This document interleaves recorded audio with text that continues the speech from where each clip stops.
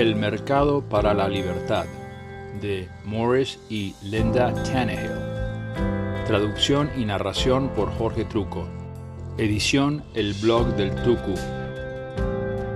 ¿Es el gobierno realmente necesario?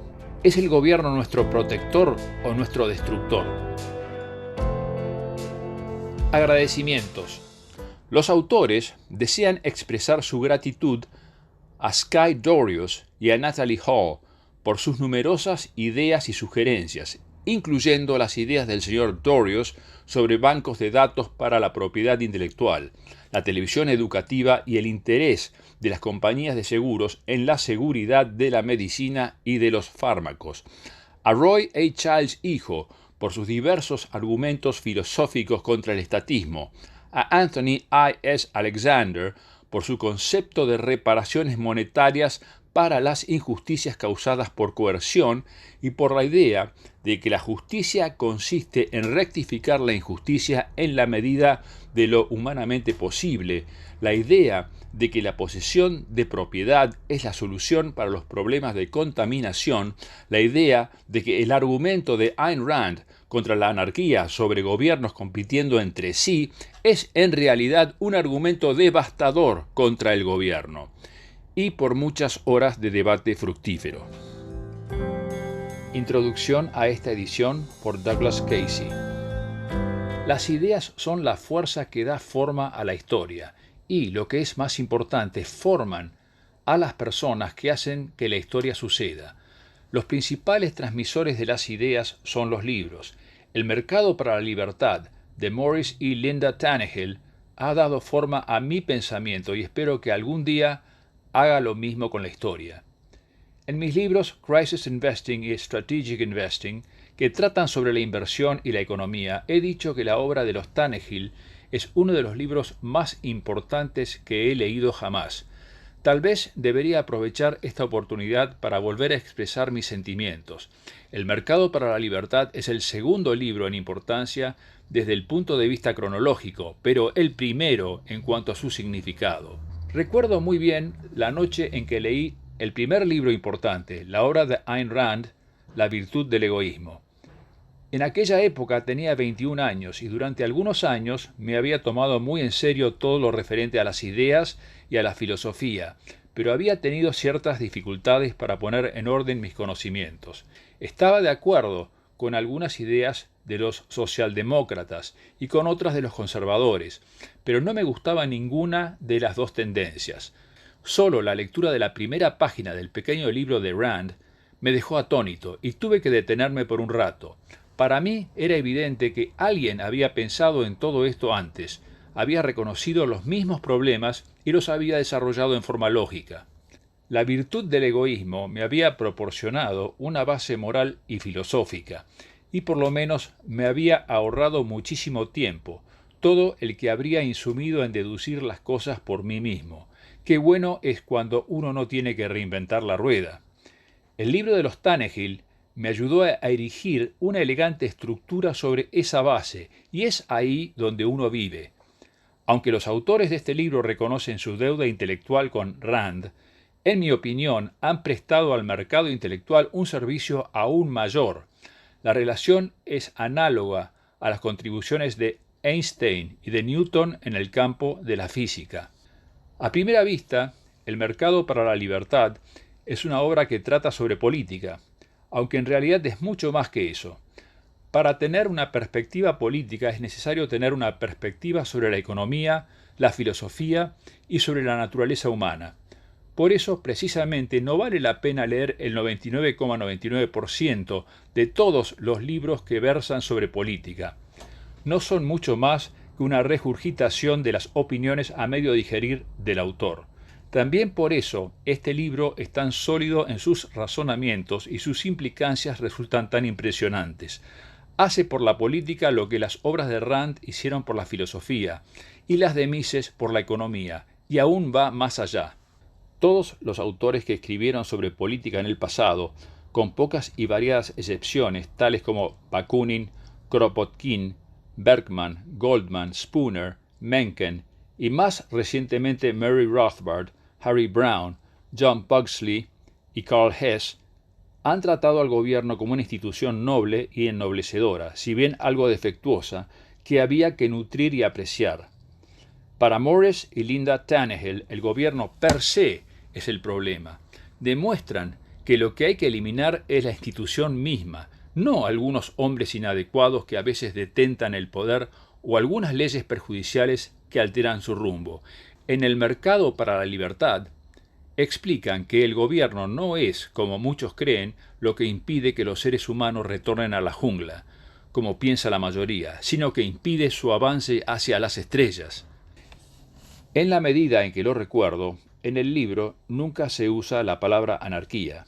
Supongo que los autores prefirieron no emplearla por la misma razón por la que no lo hizo otro gran pensador, Robert Lefebvre. Asusta a la gente.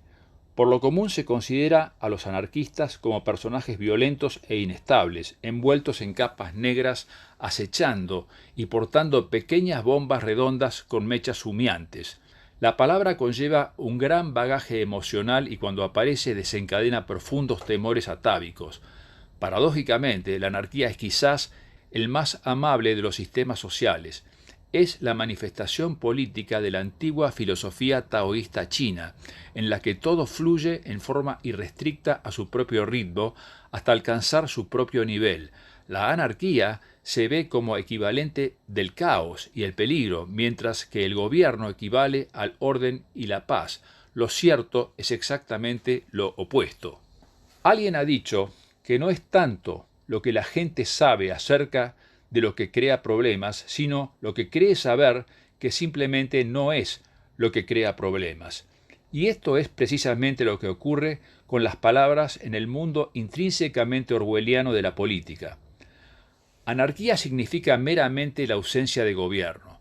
Mao Zedong, una de las principales figuras sobre este tema a nivel mundial, una vez dijo: "El gobierno proviene del cañón de un fusil". No es un mal comienzo para captar la esencia del mensaje que este libro se propone transmitir.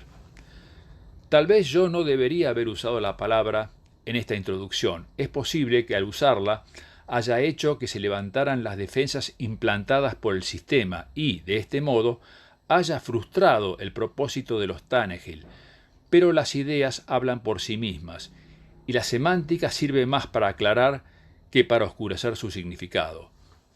Si a usted le interesan las ideas, o en verdad la vida misma, este libro tiene el potencial de hacer algo más que conmocionarlo. Tiene el poder de cambiar su visión del mundo, sus ideas y por ende quizás el mundo mismo. Creo que El mercado para la libertad hará precisamente eso. Palabras preliminares por Jorge Trucco.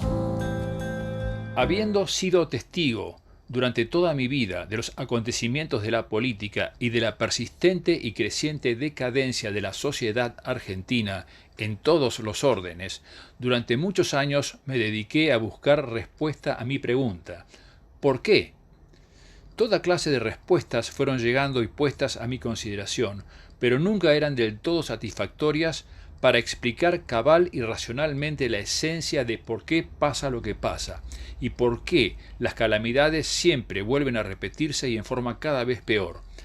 La rebelión de Atlas, de Ayn Rand, dio respuestas a muchas de mis preguntas, pero había particularmente una que faltaba responder. ¿Qué sociedad queremos?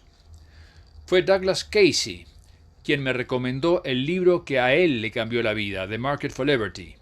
Su lectura fue para mí un viaje de ida, un recorrido fascinante y deslumbrante que me transportó a niveles totalmente impensados. A medida que avanzaba, más me conmovía. Nunca había leído nada igual. Puedo decir que El mercado para la libertad no solo cambió mi manera de pensar, sino también mi manera de actuar y mi vida misma. Me dio las respuestas que yo buscaba y mucho más. Me hizo entender cabalmente que una sociedad verdaderamente libre es posible. El libro es de una profundidad inusitada. Está escrito desde la más rigurosa razón, en el lenguaje del hombre común, con un mensaje fuera de lo común, y tiene una fuerza, un ritmo y un paso que emociona hasta llegar a los límites más insospechados. Es un libro que enamora. Es de esos pocos libros que una vez que uno los lee, ya nunca más es el mismo. Me vi compelido a traducirlo sin siquiera saber si iba a encontrar a alguien interesado en publicarlo, movido solo por la búsqueda de la verdad y la divulgación de un mensaje extraordinario, el mensaje que va a cambiar la historia. Confío en que el mercado para la libertad va a hacer precisamente eso por la historia y por la humanidad. Prólogo de José Venegas para la edición en español de El mercado para la libertad. La palabra anarquía tiene dos acepciones para el diccionario de la Real Academia Española. Una es ausencia de poder político y la otra, desconcierto, incoherencia, barullo.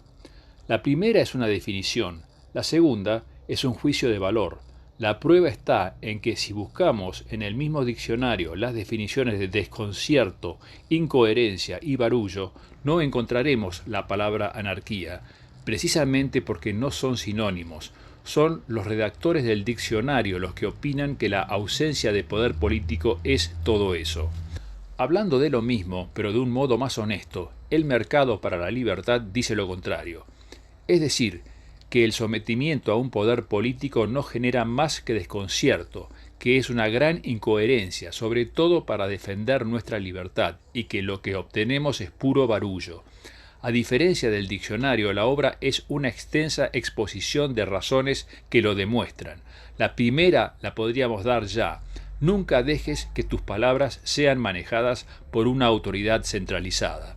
El libro tiene más de 40 años de existencia y, sin embargo, para cuando esta, su primera traducción al castellano, al nuestro, no el de la corona española, llega al mercado, todavía parece demasiado adelantado. Eso se debe, explicarían sus autores Linda y Morris Tannehill, a que el terreno todavía no ha sido despejado de las malas ideas.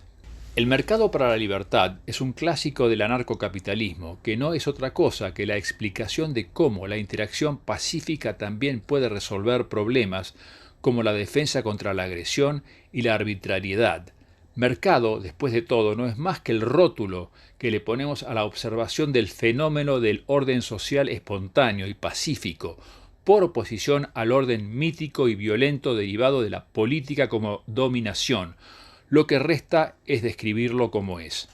A través de un pormenorizado análisis, el libro muestra una sociedad que puede existir sin ninguna forma de sumisión política a eso que se conoce como gobierno.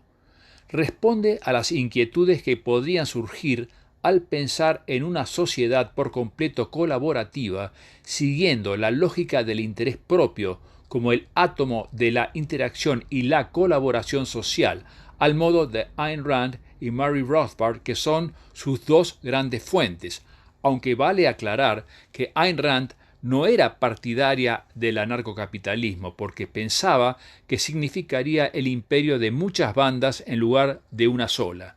El debate entre la idea de un gobierno limitado y la inexistencia de gobierno continuará, y el mercado para la libertad nos da motivos para adentrarnos en él. El mercado para la libertad polemiza con todas las utopías autoritarias juntas, que se sincretizan en nuestro tiempo sin ningún pudor. Lo de utopía lo digo especialmente porque para muchos este pensamiento de una sociedad sin tutores sonará a eso mismo, que es lo único que no es decir, una utopía. La utopía es en realidad esperar respuestas del cielo, como lo es esperarlas de un aparato cuya única distinción es el uso legitimado de la fuerza. Tal es el tamaño del desafío que encara esta obra sin ir de uno en uno con los estatismos, sino a lo que tienen en común, es decir, el supuesto de que es necesario que seamos gobernados. Existe la tentación a quedarse a mitad de camino al hablar de la libertad frente al gobierno, para no agitar los miedos de las mentes disciplinadas.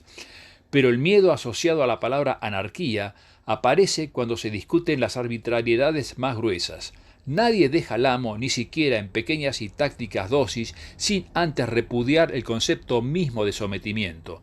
Dentro de la jaula en la que estamos se vive en la ilusión de que lo que llamamos respeto es producto de la existencia de autoridad, pero es en verdad el secreto del éxito.